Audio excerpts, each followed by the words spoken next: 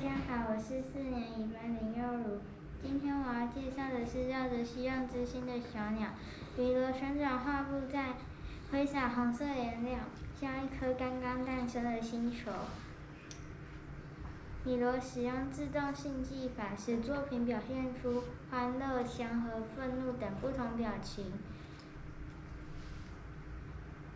这幅绕着希望之心的小鸟，内部的小鸟加上黑色线条后，内部的小鸟感觉更生动。我觉得米罗的这幅绕着希望之心的小鸟，具有非常丰富的生命力。希望大家会喜欢米罗的创作，谢谢大家。